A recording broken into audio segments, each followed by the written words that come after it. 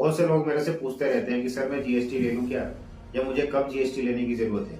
तो इस वीडियो में मैं बहुत आसानी से और सिंपल लैंग्वेज में आपको समझाने की कोशिश करूंगा कि किसे और कब जीएसटी लेने की जरूरत होती है।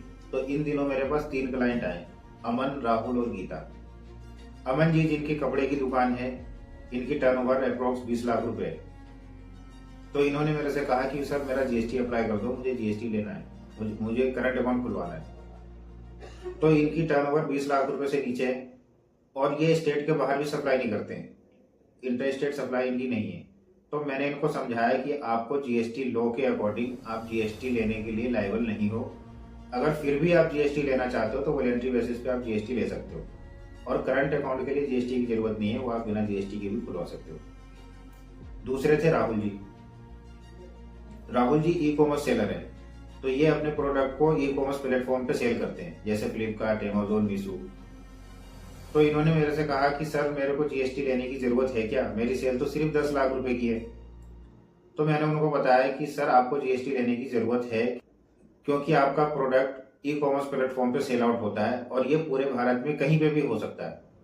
तो जीएसटी लॉ कहता है कि आप इंटर स्टेट सप्लाई करते हो, मतलब अपने स्टेट के बाहर सप्लाई करते हो, तो आपको जीएसटी लेना कंपलसरी होता है। तो इस केस में इनको जीएसटी मैंने अप्लाई कर दिया। और तीसरे थे गीता जी।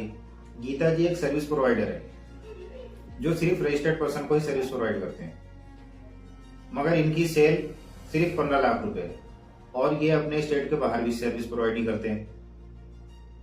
तो इनको जीएसटी लेना चाहिए या नहीं? आप कहोगे सर इनको जीएसटी लेने की जरूरत तो है नहीं, आपने बताया था कि इनकी सेल अगर 40 लाख रुपए से ऊपर होगी या स्टेट के बाहर सर्विस प्रोवाइड करेंगे तब जीएसटी की जरूरत होगी। तो हाँ, बिल्कुल सही हो, इनको जीएसटी लॉ के अकॉर्डिंग जीएसटी रजिस्ट्रेशन की जरूरत नहीं है। मगर गीता जी क्योंकि सर्विस प्रोवाइड करते हैं सिर्फ रजिस्टर्ड पर्सन को, तो इसलिए इनको जीएसटी लेने की जरूरत है। अगर ये जीएसटी नहीं लेते हैं तो इनके बहुत से क्लाइंट टूटने लग जाएंगे, क्योंकि कोई भी रजिस्टर्ड पर्सन सिर्फ रजिस्टर्ड वेंडर से ही काम करना पसंद करता है ताकि वो अपना जीएसटी इनपुट अपने फर्म या कंपनी में ले सके। तो इसलिए मैंने गीता जी का जीएसटी अप्लाई कर दिया। तो ऐसे ही बहुत से लोग हैं जिनको पता नहीं होता कि मुझे जीएसटी कब लेना है, कब नहीं लेना है। बहुत से लोग ऐसे हैं जिनको जीएसटी की जरूरत नहीं होती है, वो जीएसटी ले लेते हैं और जीएसटी के कंप्लायंसेस में फंस जाते हैं और हर महीने की जीएसटी फाइलिंग करवाते रहते हैं। और जिनको जीएसटी लेने की जरूरत है वो जीएसटी लेते नहीं है, तो कुछ दिन बाद इनको जीएसटी का नोटिस आ जाता है। तो आप भी जीएसटी लेने से पहले किसी सीए से या अकाउंटेंट से कंसल्ट कर लो, क्योंकि बिना सोचे समझे जीएसटी लेने के बाद बहुत सी चीजें करनी पड़ती है। आपको प्रॉपर टैक्स